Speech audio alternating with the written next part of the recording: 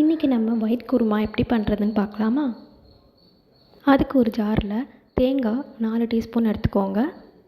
அது கூடவே 3 பச்சை மிளகாய் எடுத்துக்கோங்க.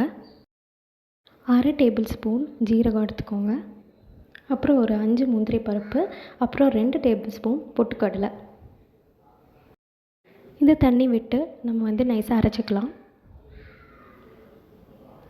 நல்லா அரைச்சாச்சு. அடுத்து வெங்காயம் பொடிசா நறுக்குனது 1, அப்புறம் கேரட், பீன்ஸ், உருளைக்கிழங்கு. இப்போ ஒரு குக்கரில் 4 டேபிள் ஸ்பூன் எண்ணெய் விட்டுக்கோங்க.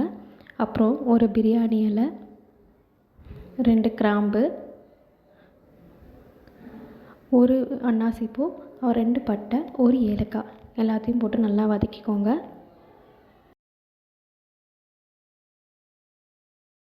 அடுத்து நம்ம நறுக்கின வெங்காயத்தையும் போட்டு நல்லா மிக்ஸ் பண்ணிக்கோங்க. அப்புறம் ஒரு 1/2 டேபிள் ஸ்பூன் இஞ்சி பூண்டு பேஸ்ட் போட்டு நல்லா மிக்ஸ் பண்ணிக்கோங்க. அதுக்கப்புறம் நம்ம நறுக்கி வச்ச காய் எல்லாத்தையும் போட்டு நல்லா மிக்ஸ் பண்ணிக்கோங்க.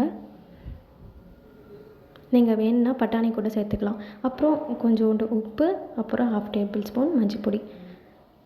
இதெல்லாம் நல்லா வதங்கினதுக்கப்புறம் நம்ம அரைச்சி வச்ச தேங்காயும் போட்டு நல்லா மிக்ஸ் பண்ணிக்கோங்க. இதில் கொஞ்சம் தண்ணியை விட்டு நல்லா மிக்ஸ் பண்ணிக்கலாம். இது கூடவே இன்னொரு 1/2 டம்ளர் தண்ணி விட்டு நல்லா மூடி வச்சிடலாம். இது ஒரு 3 விசில் வர வரைக்கும் மீடியம் ஃப்ளேமில் வச்சுருக்கலாம். அவ்வளோதான். இப்போது இதில் கொஞ்சோண்டு கொத்தமல்லி போட்டு இறக்கி வச்சிடலாம். நம்மளோட ஒயிட் குருமா ரெடி. இது நீங்கள் சப்பாத்தி, இட்லி எதுக்கு வேணால் தொட்டுக்கலாம்.